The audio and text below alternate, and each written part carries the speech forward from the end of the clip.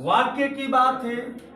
मैंने कहा था कि दो या दो से अधिक शब्दों के सार्थक समूह को जिसका पूरा पूरा अर्थ निकलता है उसे वाक्य कहते हैं, हम ये बताए थे। और जिसका पूरा पूरा अर्थ नहीं निकलता है उसे वाक्य नहीं कहते हैं, उसे वाक्यांश कहते हैं। एक बात तो ये पॉइंट लिया गई थी। दूसरी बात ये पॉइंट लिया गया था कि वाक्य के भेद। एक बात ये आया था कि अब भाई वाक्य की परिभाषा हो गई, अब वाक्य का हम लोगों को क्या चाहिए? भेद चाहिए। यानी वाक्य के जो भेद बनाए गए सर जी, वह दो प्रकार से बनाए गए। एक क्रिया के आधार पर, एक अर्थ के आधार पर, और एक रचना के आधार पर। वाक्य के जो भेद होते हैं वह तीन प्रकार से डिफाइन किया गया है, बताया गया है। एक है क्रिया के आधार पर। क्रिया जानते हैं, जिससे कार्य का होना पाया जाता है। किसी समय में किसी कार्य का जिसमें होना पाया जाता है उसे क्रिया कहा जाता है। क्रिया दो प्रकार की होती है, एक अकर्मक होता है और एक सकर्मक होता है। जिसमें कर्म होता है वह सकर्मक होता है, जिसमें कर्म नहीं होता है वह अकर्मक होता है। जिसमें क्रिया का प्रभाव डायरेक्ट किस पर पड़ता है? कर्ता पर पड़ता है। जब क्रिया का प्रभाव डायरेक्ट कर्ता पर पड़ता है तो वह वाक्य क्या होता है? अकर्मक। क्या होता है? अकर्मक। जब किसी क्रिया का प्रभाव डायरेक्ट कर्म पर पड़ता है तो उसे क्या कहते हैं? सकर्मक। जैसे राम रोता है, राम रोता है, तो इस वाक्य में रोना क्या है? क्रिया है। रोना क्या है? क्रिया है। और रोने का प्रभाव किस पर पड़ रहा है? राम पर। अर्थात राम क्या है? कर्ता है। अगर कर्ता पर पड़ रहा है तो वाक्य क्या है? अकर्मक है। जैसे राधा फुटबॉल खेलती है, राधा क्रिकेट खेलती है, तो इसमें इस वाक्य में क्रिया क्या है? खेलना। खेलने का प्रभाव किस पर पड़ रहा है? क्रिकेट खेलती है, फुटबॉल खेलती है, तो इसका प्रभाव किस पर पड़ रहा है? कर्म पर। फुटबॉल क्या है? यहां पर कर्म है। तो जब क्रिया का प्रभाव कर्म पर पड़ेगा तो समझ लीजिए कि वह सकर्मक क्रिया होती है।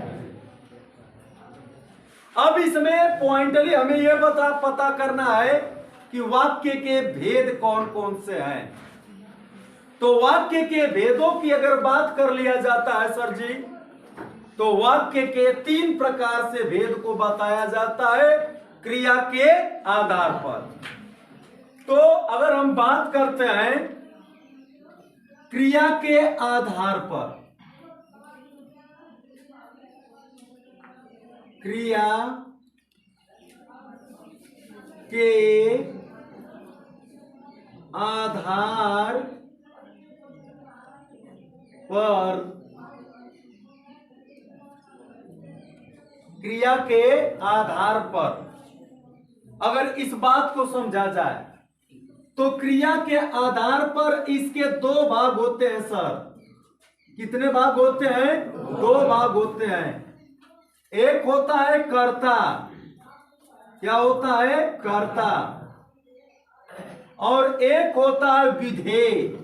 क्या होता है सर? विधेय। पहला कर्ता हो गया और दूसरा क्या हो गया? विधेय। क्रिया के आधार पर वाक्य के भेद कितने हैं? दो। एक हो गया कर्ता और एक हो गया विधेय। समझ रहे हैं ना? अब इसमें क्या है?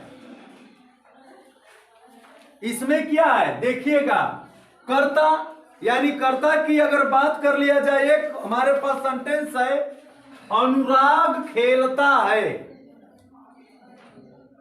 अनुराग खेलता है। अनुराग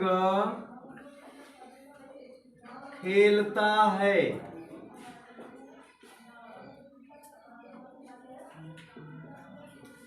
ध्यान दीजिएगा, अनुराग खेलता है। अब इसमें भी क्या है? कर्ता है और क्या है? विधेय है। तो कर्ता उसे कहा जाता है जिसके बारे में कुछ कहा जाता है। जिसके बारे में जो कुछ कहा जाता है उसे क्या कहते हैं? कर्ता।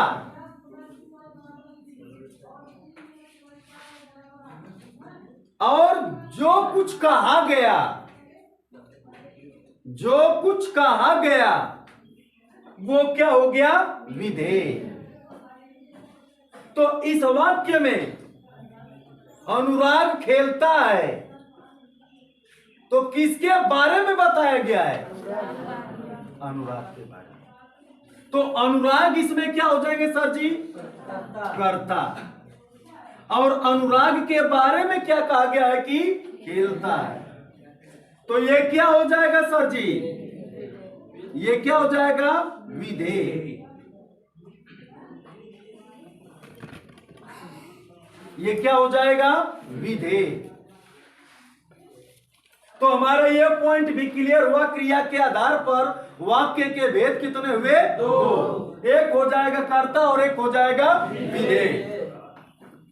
अगर दूसरी पॉइंट को समझा जाए सर, हमारा अगर रचना के आधार पर, दूसरा पॉइंट है रचना के आधार पर।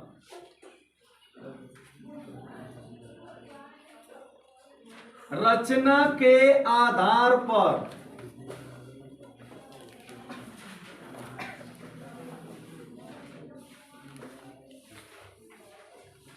रचना के आधार पर। अब रचना के आधार पर देखेंगे तो वाक्य के तीन भेद हैं सर। रचना के आधार पर वाक्य के तीन भेद हैं, इसको भी समझ लीजिए। तीन भेदों में अगर बात किया जाए, पहला भेद है साधारण वाक्य या सरल वाक्य।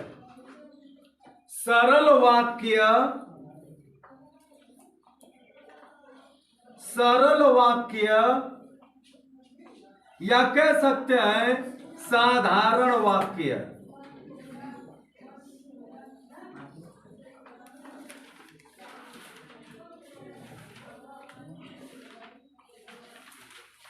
यह तीन है। पहला हो गया सरल वाक्य या साधारण वाक्य। दूसरा हो जाता है सर जी संयुक्त वाक्य।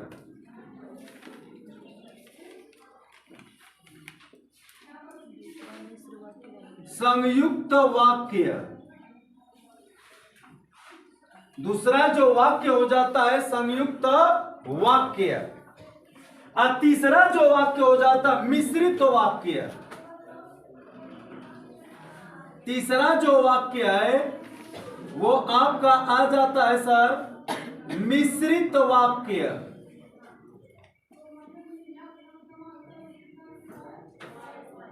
मिश्रित वाक्य यानी अर्थात हम कह सकते हैं कि रचना के आधार पर जो वाक्य बने वह तीन बने। पहला सरल वाक्य, दूसरा संयुक्त वाक्य और तीसरा क्या हो जाएगा, मिश्रित वाक्य। अब हम अर्थ के आधार पर वाक्य का डिफिनीशन देंगे। अर्थ के आधार पर वाक्य कितने हैं?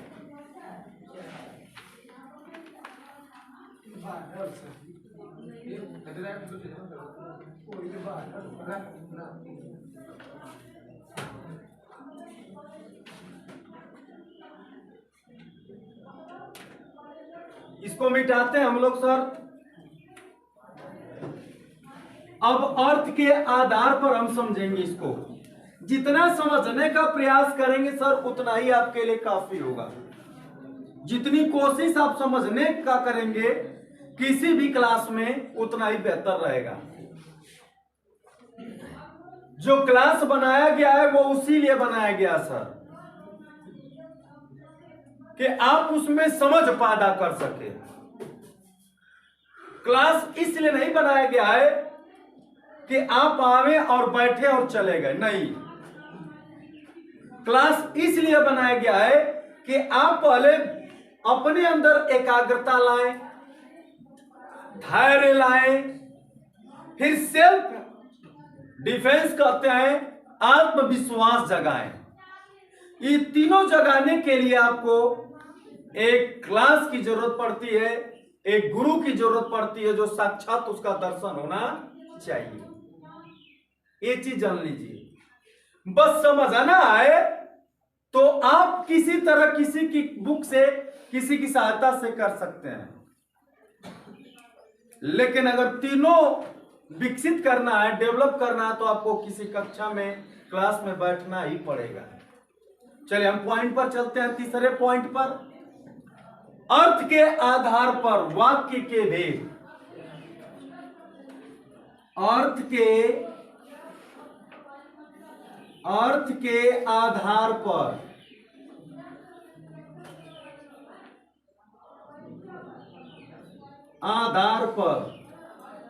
वाक्य के भेद यानी कितने होते हैं सर? 8। कितने होते हैं? 8। अगर बात किया जाए कि अर्थ के आधार पर कितने वाक्य के भेद होते हैं तो कितने होते हैं? 8। अब देखिए पहला जो हो जाता है इसमें,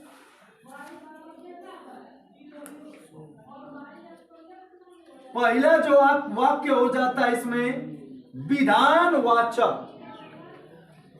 विधानवाचक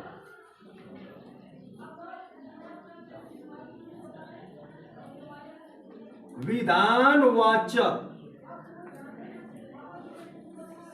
एक वाक्य हो जाता है, विधानवाचक वाक्य हो जाता है, और एक हो जाता है निषेधवाचक, दूसरा हो जाता है निषेधवाचक।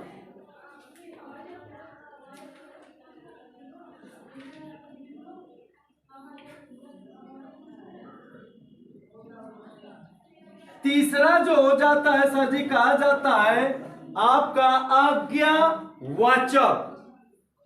आज्ञावाचक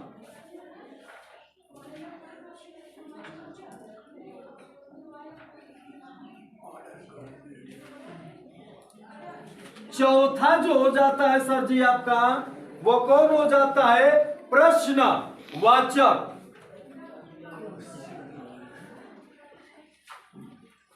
प्रश्नवाचक। पांचवा जो हो जाता है आपका सर जी, कहा जाता है प्रश्नवाचक के बाद इच्छावाचक। इच्छावाचक।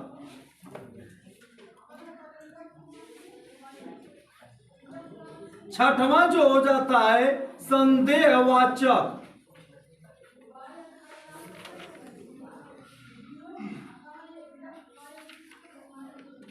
और सातवां जो हो जाता है सर जी, कहा जाता है संदेह के बाद विस्मयवाचक। विस्मयवाचक।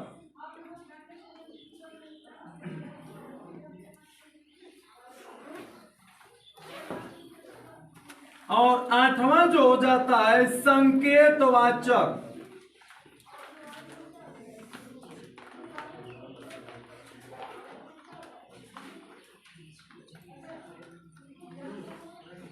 संकेतवाचक यानी कहा जा सकता है कि अर्थ के आधार पर जो हिंदी में वाक्य का भेद बताया गया है वो 8 प्रकार का होता है। पहला हो जाता है विधानवाचक, दूसरा हो जाता है निषेधवाचक, तीसरा हो जाता है आज्ञावाचक, चौथा हो जाता है प्रश्नवाचक और छठवां हो जाता है पांचवा हो जाता है इच्छावाचक, छठवां हो जाता है संदेहवाचक, सातवां हो जाता है विस्मयवाचक, आठवां हो जाता है संकेतवाचक। ये वाक्य बन जाते हैं आपके। और ये कितने हैं? 8। तो 3 पॉइंट बना आपका वाक्य से। यानी पहला हो गया किस आधार पर? क्रिया के आधार पर। दूसरा हो जाएगा रचना के आधार पर। तीसरा हो जाएगा अर्थ के आधार पर। अब इसके बारे में हम लोग जानेंगे कि विधानवाचक आखिर क्या होता है, इसको समझेंगे। तो इसको समझ लीजिए। पहला पॉइंट है विधानवाचक वाक्य। क्या है? विधानवाचक वाक्य। यानी कहने का मतलब है जिन वाक्यों में क्रिया के करने की सूचना मिलती है, क्रिया के करने की सूचना मिलती है, उसे क्या कहते हैं? विधानवाचक। या जिस वाक्य से हमें किसी की जानकारी होती है या जिससे हमें किसी के क्रिया के होने की क्या करती है? पता चलती है, उसे क्या कहा जाएगा? विधानवाचक या विधानवाचक। जैसे हमारे पास एक वाक्य है, कहा जाता है कि मैंने दूध पिया। मैंने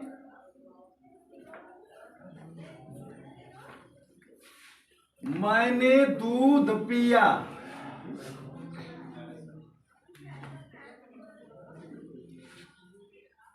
मैंने दूध पिया। किसने दूध पिया? मैंने दूध पिया। यानी इसमें क्या पीने का विधान बन रहा है? दूध पीने का विधान बन रहा है ना? यानी अर्थात इसमें यही कहा गया है कि जिस वाक्य में क्रिया के करने या होने की सूचना मिले, जिस वाक्य में क्रिया के करने या होने की सूचना मिले, उसे क्या कहा जाएगा? विधानवाचक। करने या होने की सूचना मिले। तो इसमें मैंने दूध पिया, क्या पिया? दूध पिया। तो दूध पीने की क्रिया हो रहा है ना? तो यहां पर सर जी क्या होगा? विधानवाचक। दूसरा हमारा है सर जी निषेधवाचक। निषेध माने क्या होता है? नहीं। निषेध माने क्या होता है? नहीं। यानी जिन वाक्यों से कार्य न होने का भाव प्रकट हो, जिन वाक्यों में कार्य न होने का भाव प्रकट हो, उसे कहा जाता है निषेधवाचक। निषेध माने क्या होता है? नहीं। निषेध माने नहीं होता है। जैसे हमारे पास एक सेंटेंस है, मैंने दूध नहीं पिया, मैंने खाना नहीं खाया। मैंने खाना नहीं खाया।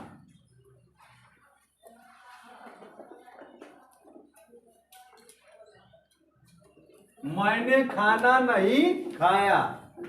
यानी मैंने दूध नहीं पिया। मैंने दूध नहीं पिया। मैंने दूध नहीं पिया, अगर इसकी बात कर लिया जाए तो दोनों में नकारात्मक बात कही गई है सर। निषेध माने में बताया नहीं होता है। अगर जब किसी वाक्य में यानी कार्य न होने की प्राथमिकता का पता चले, प्रयोजन का पता चले, तो वह निषेध वाचक वाक्य होता है।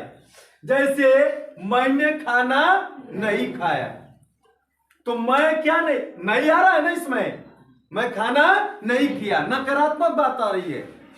इसलिए ऐसे वाक्यों को निषेधवाचक वाक्य कहा जाता है। तीसरा पॉइंट आता है आज्ञावाचक। अब आज्ञावाचक से आपको जानकारी हो गई होगी, जिन वाक्यों से आज्ञा, प्रार्थना और कह सकते हैं कि उपदेश, आज्ञा, प्रार्थना, उपदेश का पता चलता है। जिन वाक्यों से आज्ञा, प्रार्थना और उपदेश का पता चलता है उसे क्या कहा जाता है? आज्ञावाचक।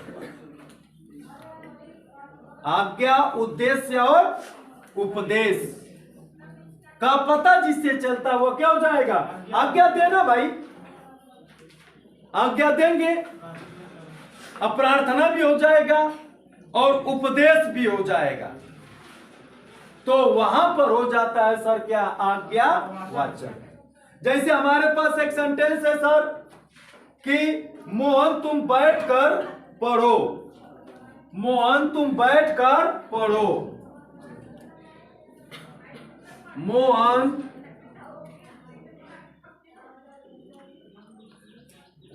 तुम बैठकर पढ़ो, पढ़ो, या बड़ों का सम्मान किया करो। हम कह सकते हैं एक शब्द है बड़ों का सम्मान करो, बड़ों का सम्मान करो, बड़ों का सम्मान करो। इस सेंटेंस में देखिए सर, आज्ञा है मोहन तुम बैठकर पढ़ो, बड़ों का होगा, बड़ों का सम्मान करो। यह उपदेश है कि किसका सम्मान करना है? बड़ों का।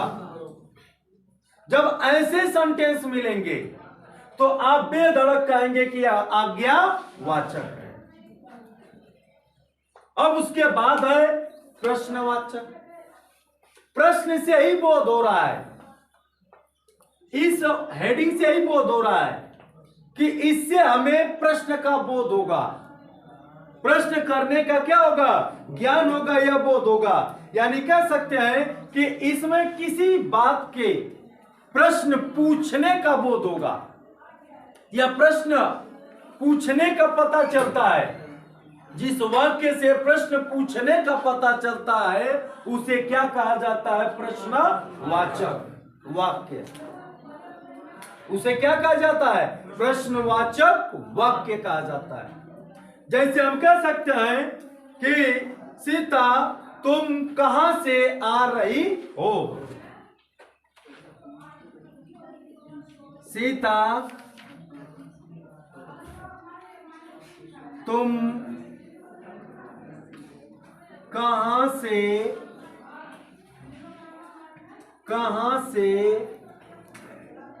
आ रही हो। सर देखिए, कब, कहां, कैसे, क्यों, ऐसे शब्द जब बनते हैं तो वह किसको जन्म देते हैं? प्रश्नवाचक को। तो जिसे प्रश्न करने का बोध होता है, प्रश्न पूछने का बोध होता है, उसे कहा जाता है प्रश्नवाचक वाक्य। इसमें है प्रश्नवाचक, इसमें है प्रश्नवाचक। कहां? सीता तुम कहां से आ रही हो, यह प्रश्न हो रहा है पूछने का। तो यहां पर कह सकते हम लोग की यह क्या है? प्रश्नवाचक वाक्य है। अब है इच्छावाचक। जिन वाक्यों से कहा जाता है सर जी आशीष, शुभकामना इत्यादि का बोध होता है। जिन वाक्यों से आशीष और शुभकामना का बोध होता है उसे कहा जाता है इच्छावाचक वाक्य। उसे क्या कहा जाता है? इच्छावाचक वाक्य। अब इसमें क्या है, जैसे एक हम लोगों के पास सेंटेंस है, कहा जाता है कि तुम्हारा क्या हो? कल्याण हो। तुम्हारा कल्याण हो। तुम्हारा कल्याण हो। अब यहां पर क्या हो रही है सर? शुभकामना हो रहा है। आपकी इच्छा है कि आपका कल्याण हो, आपका भला हो, आप सफल हो जाएं, आप पुलिस बन जाएं, आप डीएम बन जाएं, आप अध्यापक बन जाएं। तो समझ लीजिए यह कौन सा वाक्य है? इच्छावाचक। उसी प्रकार संदेह की बात करेंगे तो संदेह में जिन वाक्यों से संदेह या संभावना का बोध होता है, जिन वाक्यों से संदेह या संभावना का बोध होता है उसे क्या कहा जाता है सर जी? संदेहवाचक वाक्य कहा जाता है। संदेहवाचक वाक्य कहा जाता है। जैसे हमारे पास एक एग्जांपल है कि वह आ रहा होगा पर हमें क्या मालूम?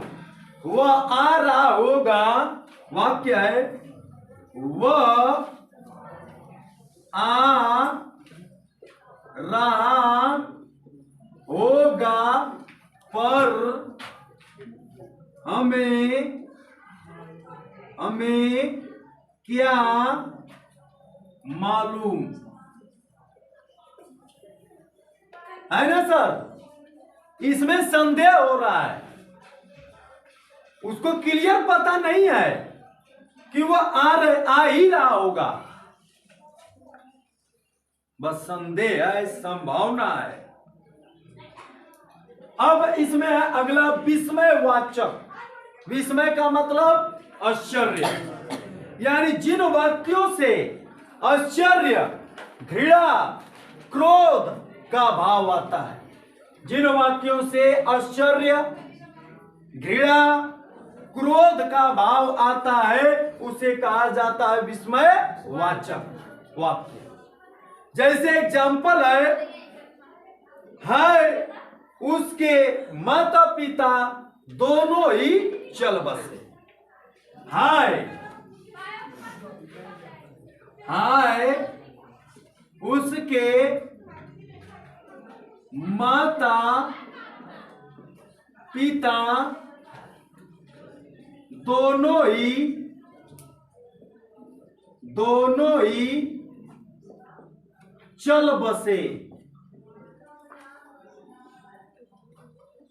चल बसे।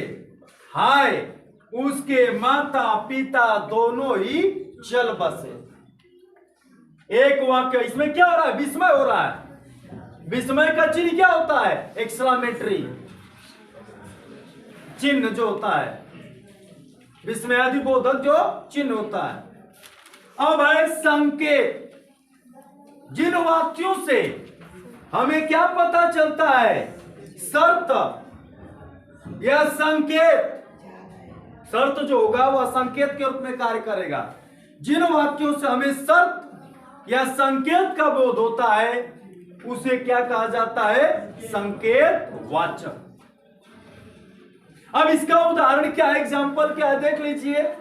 यदि परिश्रम करोगे तो अवश्य सफल होगे। यदि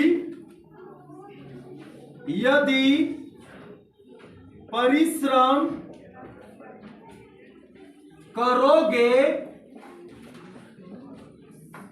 करोगे तो अवश्य सफल होगे।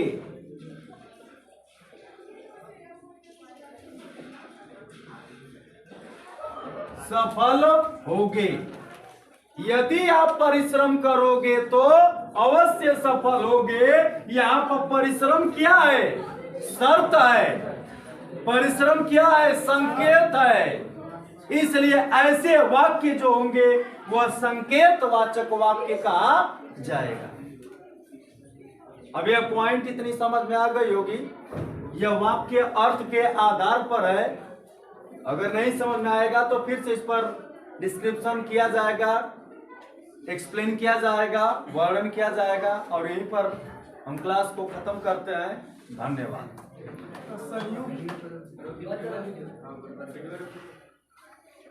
चलिए बस करिए।